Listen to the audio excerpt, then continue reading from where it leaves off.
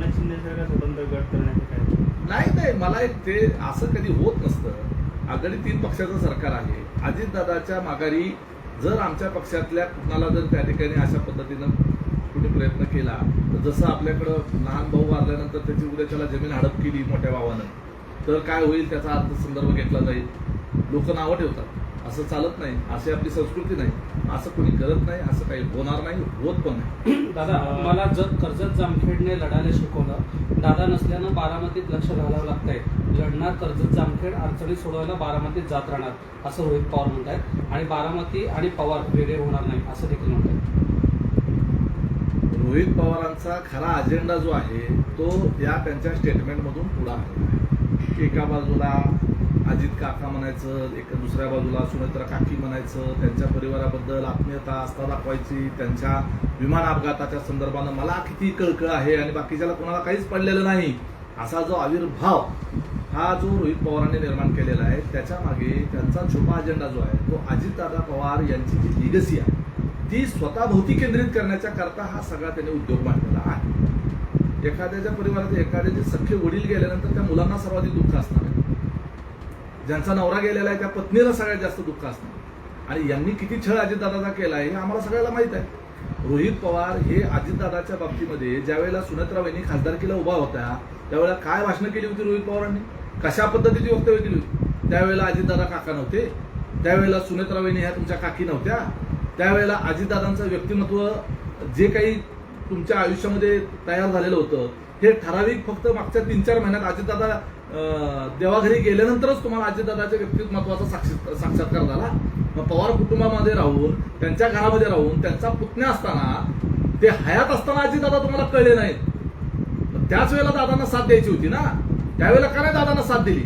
दादा हयात असताना रोहित पवारांनी अजितदादांना साथ का दिली नाही. त्यावेळेला अजितदादाच्या संदर्भानं कुठल्या स्तरावर जाऊन वक्तव्य केली. आता अजितदादा केल्यानंतर त्या बारामती मतदारसंघ आता त्यांना मोकळा झालेला वाटतंय, पण तसं नाही आहे.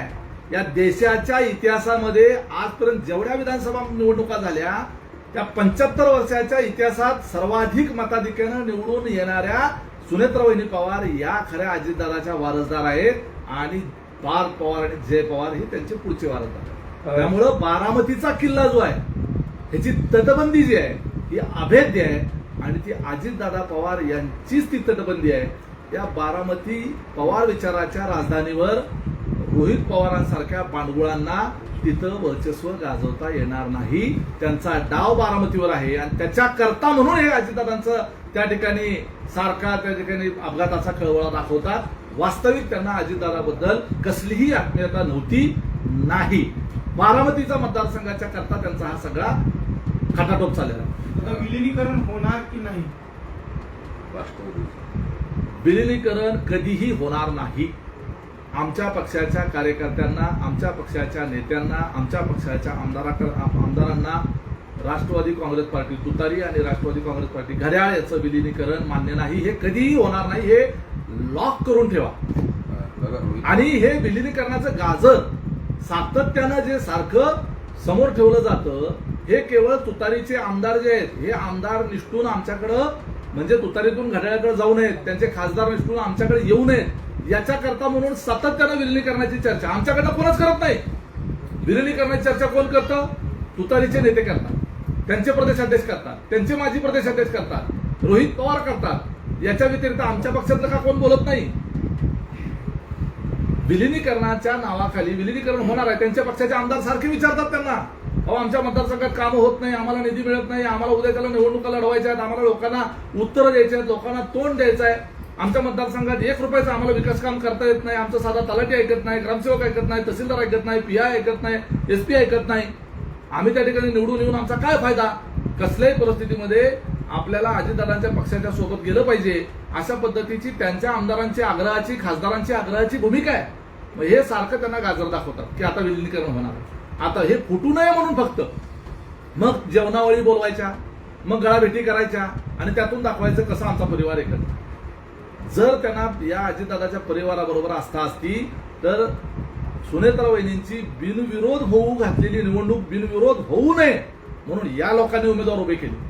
आणि जे लोक अर्ज काढून घेत होते त्यांना अर्ज काढू नये म्हणून त्यांनी फोन करून सांगितलं म्हणजे अजितदादाच्या नावावर नंतर त्यांच्या हयातीत नसताना निवडणूक बिनविरोध झाली, हे रेकॉर्ड होता कामा नये याच्याकरता सुद्धा खटाटोप केला. मला एक सांगा, जर अजितदादाबद्दल एवढा कळवळा होता तर मग मतदानाच्या दिवशी बारामती अॅग्रोला रोहित पवारांनी सुट्टी का नाही दिली?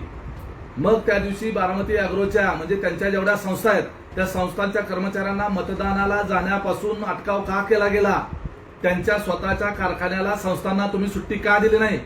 रितसर त्या दिवशी सरकारी सुट्टी जाहीर असताना मतदानाचा हक्क बजावण्याकरता कुठल्याही सरकारी, निमसरकारी, खासगी कंपन्यांमधल्या कामगारांना सुट्टी अलाउड असताना तुम्ही त्या ठिकाणी मतदानाला जाण्यापासून का अडवलं? आता रेकॉर्ड होऊ नये, कारण इतिहास घडू नये. सुनेत्रा वहिनींच्या नावावर या देशातला निवडणुकीचा इतिहास घडू नये याच्याकरता म्हणून धडपड कुणी केली. त्यामुळं यांचे दाखवायचे दात वेगळे आहेत आणि खायचे दात वेगळे आहेत. त्यांच्या पोटात एक आहे आणि तोंडात एक आहे. रोहित पवारांनी असं प्रतिक्रिया दिली आहे की उमेश पाटील हे हिरोगिरी करायला निघाले. हिरोगिरी म्हणतात तुम्हाला? उमेश पाटील हिरोगिरी करायला गेलेले आहेत असं त्यांचं मत असेल तर तुम्ही महाराष्ट्राचे व्हिलन होण्याचा प्रयत्न करू नका. लोकांना तुमच्या सातत्यानं एकच गोष्ट बोलण्याचा किळस यायला लागलेला आहे आणि त्यामुळं आम्ही आमच्या पक्षाची, आमच्या नेत्याची भूमिका त्या ठिकाणी मांडतो. तुमचं पितळ उघडं पाडल्याशिवाय राहणार नाही आणि त्यांचं पितळ उघडं पाडायला एक साधा कार्यकर्ता सक्षम आहे आणि त्याच्यामुळं त्या अस्वस्थतेतून ते म्हणतात की ते हिरोगिरी करायची आवश्यकता नसते. जे सत्य आहे ते सत्य आहे. शिवसेनेचे नेते आहेत आणि मंत्री आहेत. संजय शिरसाट म्हणतात की अजितदादांच्या राष्ट्रवादीमध्ये मोठ्या प्रमाणात फूट पडण्याची चिन्ह आहेत. आता ही तुटलेली मन एकत्रित होणार नाहीत. आज जो प्रसंग आला तो पक्ष फुटीच्या उंबरट्यावरच उभा आहे. त्यामुळे अशा सगळ्या गोष्टी आणि काही लावून अजितदादाच्या राष्ट्रवादीत लवकरच उद्रेक होईल. अहो, तुम्ही तुमच्या पक्षाची काळजी करा. एक आनंद परांजपे तुमच्या पक्षात आले की हुरळून जाऊ नका. तुमच्या ठाणे जिल्ह्यातले किती नेते आमच्या संपर्कात आहेत हे तुम्हाला नेमका आता प्रवेश झाल्यावर तुम्हाला समजेल. त्यामुळं आता सत्तेत आहात आणि म्हणून त्याच्यामुळं तुम्हाला माईक समोर आला की काही बोललं तरी चालतंय असं म्हणून काही बोलून चालत नसतं. आमचा पक्ष व्यवस्थित आहे, एकसंध आहे. सुनेत्रा वहिनींच्या नेतृत्वावर विश्वास ठेवून सर्वजण एकत्रितरित्या काम करतील आणि निश्चितपणे भविष्यामध्ये या पक्षाचे स्थान त्या राज्याच्या राजकारणामध्ये अतिशय वरच्या पातळीवर असेल याची खात्री त्यांनी बाळगावी. दादा, परिस्थितीनुसार स्वभाव बदलावा लागतो. पार्थ पवारांनी हलके कान ठेवू नये असं रोहित पवारांनी सल्ला दिलेला आहे. लहान्या भावाचा मोठ्या भावाला दिलेला जो सल्ला आहे हा सल्ला जो आहे तो आम्ही पार्थदादा पवार यांच्यापर्यंत पोहोचू. परंतु आम्ही त्या ठिकाणी पार्थदादा पवार यांच्याबरोबर काम करतो. कोणी हलक्या कानाचे नाहीत आणि स्वभावाच्या संदर्भानं जर बोलायचं झालं तर रोहित पवारांचा स्वभाव नेमका कसा आहे हे सगळ्या बारामतीकरांना आणि त्यांच्या मतदारसंघातल्या लोकांना माहीत आहे. त्यांना कार्यकर्ता जवळ आलेला सुद्धा चालत नाही. 100-150 PA आहे, त्यांच्यातून फिल्टर झाल्यानंतर कार्यकर्ता त्यांच्यापर्यंत पोहोचतो. तसं पार्थ पवारांच्या बाबतीत नाही. कुठलाही कार्यकर्ता थेट पार्थ पवारांच्या जवळ जाऊ शकतो. कुठलाही कार्यकर्ता थेट पार्थ पवारांना फोन लावू शकतो. तसं रोहित पवारांना थेट फोन लावता येत नाही. त्यांना जर थेट फोन कुणी लावला तर त्याला शिव्या पडतात. पहिला फोन PA ला लावायचा. त्यामुळं स्वभाव बदलण्याची आवश्यकता, कार्यपद्धती बदलण्याची आवश्यकता ही रोहित पवारांना आहे. दादा, राष्ट्रवादीमध्ये सुरू असलेल्या अंतर्गत वादाच्या पार्श्वभूमीवर पार्थ पवारांनी मुख्यमंत्री फडणवीसांची भेट घेतल्याची चर्चा. तुम्हीच चर्चा करताय. मुख्यमंत्र्यांना भेटायला पार्थदादा गेले तेव्हा मी सोबत होतो. मुख्यमंत्र्यांना भेटायला जे लोक सोबत होते त्यात मी एकटाच होतो. त्यामुळे मला सगळं माहिती आहे. ती भेट जी होती ती प्रशासकीय कामाच्या संदर्भात होती. खासदार झाल्यानंतर त्या संदर्भानं काही विषय त्यांना मांडायचे होते आणि ते विषय मांडण्याच्या करता त्या ठिकाणी रितसर निवेदन घेऊन त्या ठिकाणी पार्थदादा हे मुख्यमंत्र्यांना त्या ठिकाणी भेटले आणि त्या पद्धतीची वेळ मुख्यमंत्र्यांनी त्यावेळची दिलेली होती. आमच्या पक्षाचा विषय जो आहे तो आमच्या स्तरावरच ना आम्ही सोडवणार. पक्षाच्या राष्ट्रीय अध्यक्ष सुनेत्रा वहिनी पवार, पक्षाचे सर्व वरिष्ठ नेते आहेत ना सक्षम. त्यामुळं जरी सरकारमध्ये आम्ही असलो तरी त्यांचा भारतीय जनता पार्टी मुख्यमंत्री भारतीय जनता पार्टीचे आहेत. त्यांचा पक्ष वेगळा आहे. हा, सरकारमधला कुठला विषय असेल तर निश्चितपणे त्यांचा सल्ला घ्यायला किंवा विचारविनिमय करायला नक्की ते जातील. विकास कामाच्या संदर्भानं विचारविनिमय करायला जातील. पक्षांतर्गत विषयाच्या संदर्भानं ते कसं काय जाऊ शकतील तिथं विचारविनिमय करायला, आणि ते तरी कशाला त्या ठिकाणी आम्हाला सांगतील आमच्या पक्षाच्या अंतर्गत बाबतीमध्ये. दादा, कुठे कर्जमाफीबद्दल आता विधान केलेलं आहे. 30 तारखेपर्यंत ही कर्जमाफी, 30 जूनपर्यंत साधारणपणे ही कर्जमाफी जी आहे ती होईल असं सांगितलेलं आहे. दत्त मामांनी नक्कीच सांगितलं. कशा पद्धतीने पाहताय, दिलासा कसा मिळेल शेतकऱ्यांना? नाही, निश्चितपणे शेतकऱ्यांना कर्जमाफीच्या निमित्तानं दिलासा मिळण्याची आवश्यकता आहे. उन्हाचा तडाखा आपण सगळेजण पाहतो आहोत. शेतकरी सातत्यानं अडचणीत येत आहे. अतिवृष्टीमुळे मागच्या वेळेला अडचणीमध्ये आला, आता त्या ठिकाणी मध्यंतरी अवकाळी पावसामुळे शेतकरी अडचणीत आला. आणि या सगळ्या पार्श्वभूमीवर यापूर्वी निवडणुकीच्या अगोदर जे आश्वासन दिलं गेलं होतं कर्जमाफीच्या संदर्भानं, त्या आश्वासनाची पूर्ती करण्याच्या उद्देशानंच अर्थसंकल्पीय अधिवेशनामध्ये माननीय मुख्यमंत्र्यांनी त्या ठिकाणी कर्जमाफीची घोषणा केली. शेवटी कर्जमाफीचे काही निकष असतात आणि नियम असतात, त्या पद्धतीनं ती सगळे आकडेवारी घेण्याचं काम चालू आहे. वेगवेगळ्या बँकांमधून त्या आकडेवारी उपलब्ध करून घेण्याचं काम चालू आहे आणि अतिशय व्यवस्थितरित्या तो शेतकऱ्याला फायदा झाला पाहिजे, बँकांचा फायदा होता कामा नये, ही काळजी घेत त्या ठिकाणी कर्जमाफीची प्रोसिजर जी आहे ती राबवली जाणार आहे आणि लवकरच ते होईल, आता मुख्यमंत्र्यांनी आणि कृषी मंत्र्यांनी दोघांनी सांगितलं. राष्ट्रवादी काँग्रेसच्या संपर्कात आहेत, काँग्रेसचे आमदार आहेत, अशी बातमी आहे. ते पहा, राष्ट्रवादी काँग्रेस पार्टी आज NDA मध्ये सहभागी असलेला एकमेव सेक्युलर पक्ष आहे. एकमेव फुले शाहू आंबेडकर छत्रपती शिवाजी महाराजांच्या विचाराने कार्यरत असलेला आणि तरीही सत्तेमध्ये असलेला हा एकमेव राष्ट्रवादी काँग्रेस पक्ष आहे. राज्यामध्ये जे विरोधात असलेले जे सेक्युलर पार्टीज आहेत आणि त्यांचे त्या पक्षाचे जे आमदार आहेत किंवा त्या पक्षाचे जे खासदार आहेत, त्यांना त्यांची विचारधारा जी आहे त्याच्याबरोबर कॉम्प्रोमाइज करायचं नाही, परंतु त्याचबरोबर मतदारसंघामधली विकास कामं देखील करायची. आणि त्यामुळं या विरोधात असलेल्या सेक्युलर पार्टीचे जे आमदार खासदार आहेत त्यांना जर पक्षांतर करायचं असेल तर सगळ्यात प्राधान्याचा पक्ष हा राष्ट्रवादी काँग्रेस पक्ष घड्याळ आहे. सुनेत्राबाई पवार यांच्या नेतृत्वामध्ये असे अनेक आमदार इतर पक्षातले, विरोधी पक्षातले हे आमच्या संपर्कात आहेत आणि लवकरच तुम्हाला या संदर्भामध्ये काही घडामोडी झालेल्या दिसतील. दादा, विलीनीकरणानंतर काय होणार हे आम्हालाच माहिती होतं. दादा शेवटी भाजप विरोधात बोलत होते. दादांनी फाईल गोळ्या केल्या होत्या, ती फाईल कुठली? दादांचा ऍक्सिडेंट हा घातपातच. काकासाठी लढलो कारण आमच्या मनात शंका.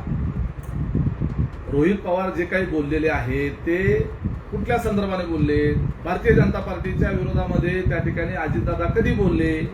पुणे महानगरपालिका आणि पिंपरी महानगरपालिकेच्या निवडणुकीमध्ये विरोधातले उमेदवारच भाजपचे होते. आम्ही त्या ठिकाणी तुतारीबरोबर आघाडी करून त्या ठिकाणी निवडणूक लढवत होतो. त्यावेळेला त्या परिस्थितीनुसार ती स्थानिक स्वराज्य संस्थेची निवडणूक आहे आणि तिथं त्या ठिकाणी त्या प्रचाराचा तो भाग होता. आणि मग जर फाईल होती कुठली तर मग सांगावं ना त्या फाईलचं नाव आणि कुणाची फाईल होती. आणि फाईली कोणाकडे असतात अशा पद्धतीच्या? त्या फाईली असतात गृह खात्याकडं, CID-कडं, CBI-कडं, ED-कडं. आमच्याकडे कुठलं असलं खातं आहे की कुणाची तरी फाईल आमच्याजवळ असेल? रोहित पवार हे काहीतरी मनानं गप्पा मारतात, त्याच्यामध्ये काही तथ्य नाही. आता अजितदादाचा अपघात की घातपात याच्या संदर्भाने सन्माननीय त्यांच्याच पक्षाच्या राष्ट्रीय अध्यक्षांनी आणि सर्वोच्च नेत्यांनी अजितदादाचा अंत्यविधी व्हायच्या अगोदरच प्रेस कॉन्फरन्स घेऊन जाहीर करून टाकलं की हा घातपात नाही तर अपघातच आहे. म्हणजे कुठली इन्क्वायरी नाही, कुठला तपास नाही, कुठलं काही पुरावे वगैरे काहीच गोळा केलेला नाही, अजून काही तो ब्लॅक बॉक्स वगैरे काहीच आलेलं नाही. परंतु थेटपणे रोहित पवार ज्यांच्या नेतृत्वामध्ये काम करतात त्या नेत्यांनी प्रेस कॉन्फरन्स घेऊन सांगितलं. मग पवार साहेबांसारख्या एवढ्या ज्येष्ठ नेत्यांनी त्यांच्या आयुष्याचा सगळ्या अनुभवातून काहीतरी त्या ठिकाणी ते बोलले. त्याच्या विपरीत भूमिका नेमकी रोहित पवारांनी घेतलेली. अर्थात रोहित पवारांनी जे अपघाताच्या संदर्भाने जे मुद्दे उपस्थित केलेले आहेत ते मुद्दे जे आहेत ते अत्यंत महत्वाचेच आहेत, आम्ही ते नाकारत नाही. ते मुद्दे सगळे आम्ही ते CBIची इन्क्वायरी करावी म्हणून जे पत्र दिलेलं आहे त्याच्यामध्ये सगळे ते घेतलेले आहे. त्यांनी अतिशय अभ्यासपूर्ण या संदर्भामध्ये मांडणी केली, याच्याबद्दल दुमत नाही. परंतु त्यांचा उद्देश जो आहे तो अजितदादाचा घातपात की अपघात याचा शोध लागावा याच्यासाठी नाही, तर त्या अजितदादाची सहानुभूती स्वतःभोवती केंद्रित करून अजितदादाची लिगसी स्वतःभोवती घेणं आणि भविष्य काळामध्ये बारामती मतदारसंघावर दावा करणं याच्या करताची ती धडपड आहे, अजितदादाच्या प्रेमापोटी नाही.